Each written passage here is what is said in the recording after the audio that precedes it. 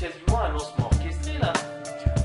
Quasiment, effectivement. Alors moi, je suis pas comment dire, un spécialiste du lancement orchestré. Je suis plutôt ce qu'on appelle sur les méthodes Evergreen qui fonctionnent toute l'année. Mais si on part de ce principe-là, oui, on peut dire qu'on arrive sur un lancement orchestré. Après, le lancement orchestré, il est plus orchestré justement sur 2 ou 3 vidéos qui vont vous mettre, comment dire, qui vont présenter, voilà, présenter le produit, mettre en avant le problème effectivement, enfin présenter le problème. Ça, c'est la première vidéo que vous recevrez en général. La deuxième, c'est présenter la solution. La troisième, c'est dire que ça fonctionne avec des témoignages de personnes. Et la quatrième, c'est le message de vente. Donc là, effectivement, s'il y a ces ingrédients-là en plus, on passe sur un lancement orchestré. D'accord, alors ça c'était la conférence dont tu m'as parlé, Olivier Seban. Il y en a une autre qui t'a marqué, je crois. Oui, effectivement, c'est celle de Zico Kiax. Donc c'est quelqu'un que je ne connaissais pas encore il y a 1 an, voire je crois que c'est maximum 2 ans. On a commencé à entendre parler de Zico, mais c'est à 1 an à peu près qu'il a réellement explosé. Et en fait, lui, pourquoi il a explosé? C'est qu'il a mis en place une méthodologie qui permet de contacter facilement des partenaires et surtout de les activer, de créer une relation avec eux et de pouvoir générer du chiffre. Donc c'est une méthodologie qui est vraiment, on va dire, très poussée, donc qui demande du temps pour la mise en application, mais c'est une méthodologie qui est éprouvée et qui permet de passer de l'ombre à la lumière en très peu de temps. Comment tu fais? Comment il fait? Alors, comment il fait? Oui, voilà, comme c'est une méthodologie qui est un peu complexe, c'est que il va aller susciter chez un interlocuteur qu'il ne connaît pas, donc un partenaire potentiel que lui, il a décidé d'avoir, on va dire, dans sa liste de partenaires. Il va lui proposer en fait de la valeur, c'est-à-dire que le but du jeu, c'est pas de dire je sais que vous avez une grosse liste, que ça pourrait être intéressant pour vous de devenir mon affilié pour gagner des sous. Donc c'est pas du tout comme ça qu'il faut fonctionner. Quand on contacte une personne, il faut créer un certain intérêt pour que la personne en retour et un contact avec nous et une relation avec nous. Donc là, il nous donne les ficelles, par exemple, de comment contacter une personne inconnue par mail et d'avoir un retour qualitatif en face. Donc il y a certaines petites ruses, donc je ne pourrais pas forcément vous les dire toutes parce que c'est entre guillemets un script qu'on complète et dont on remplit les blancs, mais derrière, il ne suffit pas juste de remplir les blancs, il faut être sincère, il faut être authentique et dire réellement en quoi on peut apporter de la valeur à la personne à la personne qu'on contacte en fait.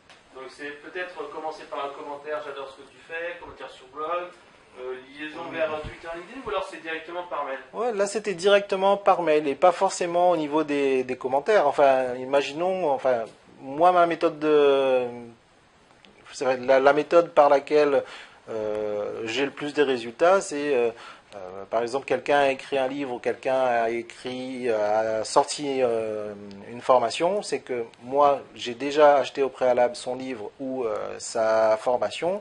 Et je sais ce qu'il y a à l'intérieur et je sais par quel bout en fait prendre la personne. C'est-à-dire que je vais dire, voilà, effectivement votre livre est bien, votre formation est bien pour telle raison.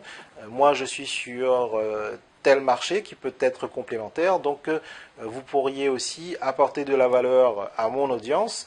Et en échange, il y a une participation financière. Donc ça, c'est ma méthodologie, mais qui se rapproche, on va dire, de celle de Zico aussi. Sauf que lui, c'est relativement, on va dire, beaucoup plus structuré. Parce que moi, c'est ce que je fais de manière naturelle. Lui, c'est une méthode qu'il a mis en place. D'accord, donc c'est rentrer en contact, apporter de la valeur, ne plus être un étranger, mais être un partenaire. Ok. Exactement. Mais ça aussi, je dirais, quand on va aux conférences ou aux séminaires ou au congrès, comme ça a été le cas là, de voir une personne en direct, c'est beaucoup plus intéressant. On lui a serré la main, on l'a parlé en direct, donc la relation de confiance est beaucoup plus évidente. Donc si vous avez l'occasion et si vous voulez créer des partenariats, une bonne solution également, c'est de vous déplacer sur ce type d'événement. Alors, est-ce qu'il y a d'autres petits conseils que tu as appris lors de cette deuxième journée? Alors j'en ai appris effectivement quelques-uns. La journée a été riche, mais ce qui s'est passé après ma conférence, c'est que je n'ai pas eu vraiment le temps d'assister aux autres conférences, à part les deux que je vous ai citées, parce que mon temps a été un tout petit peu monopolisé par les personnes qui avaient gagné les cadeaux, donc avec qui j'ai pas mal discuté, et aussi pas mal d'autres personnes qui ont trouvé la conférence très intéressante et qui sont venues me poser d'autres questions par la suite.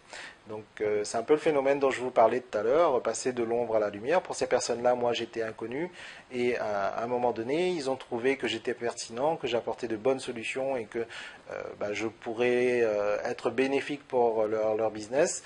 Donc elles sont venues naturellement me voir et me poser certaines questions. Après, j'ai même eu des sollicitations de personnes qui m'ont demandé des interviews, donc j'en ai fait deux. Et je leur ai donné quelques conseils et astuces également pour qu'elles puissent développer leur business sur Internet. Alors justement, quelles étaient les petites astuces que tu as délivrées? Parce qu'on voit que c'est des gens parfois qui débutent un peu. C'est quoi tes petites astuces que tu recommandes? Le plus gros frein, en fait, c'est la technique. Et une des astuces que je leur ai données, c'est d'outsourcer les tâches qu'elles n'arrivent pas à réaliser.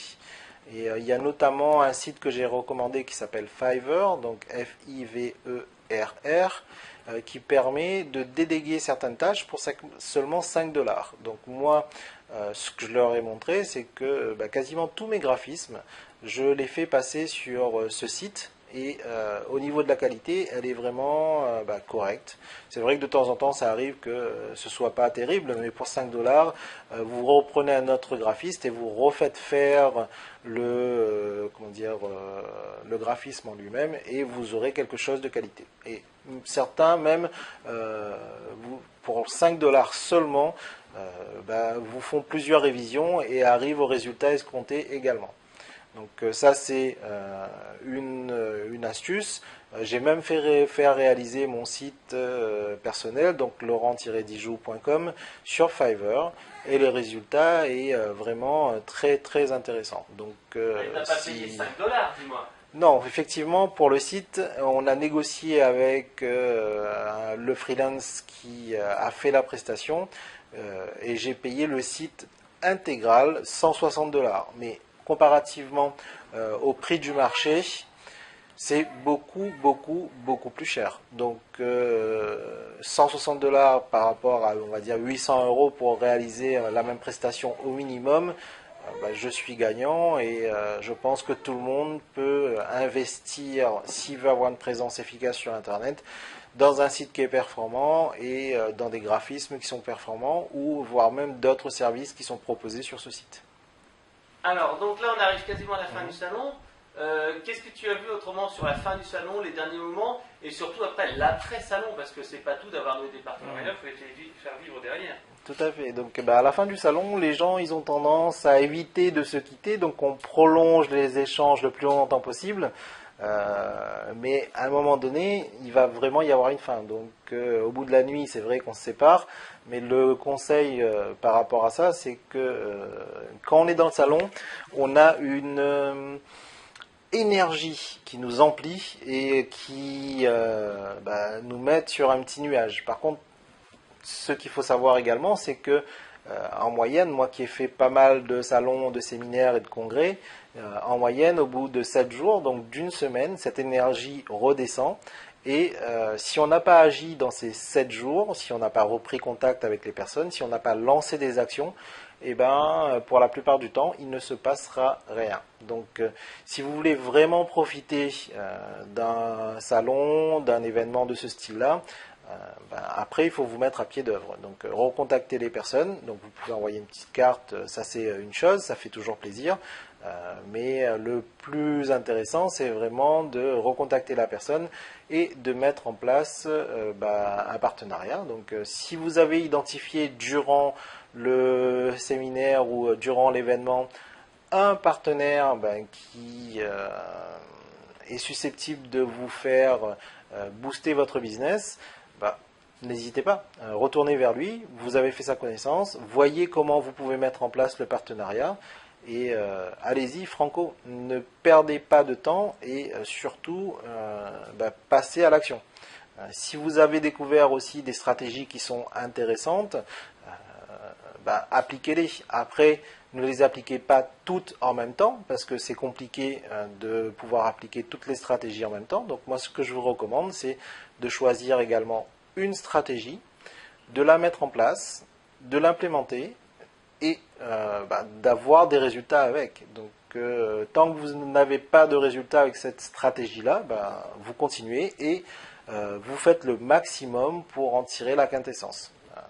Il ne faut pas avoir le syndrome du shiny object, comme on dit, de l'objet brillant.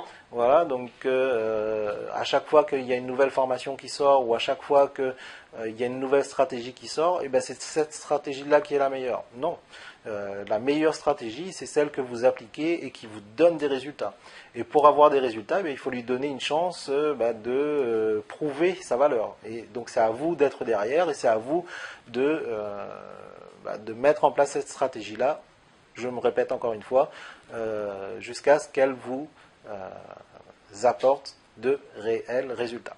Alors si on veut savoir plus pour toi, on va sur quel site internet Donc en fait, vous tapez Laurent Dijoux sur internet et vous tomberez directement sur mon site principal et d'autres sites que je propose également, ou voire même les réseaux sociaux comme Facebook, Twitter, etc. Donc moi, si vous me contactez par Facebook et Twitter, je serai content d'avoir de vos nouvelles. Sinon, vous pouvez passer par mon site principal, donc laurent-dijoux.com, et à ce moment-là, vous aurez mon actualité et vous pourrez me suivre. Ok, merci Laurent, et à bientôt. Merci Frédéric.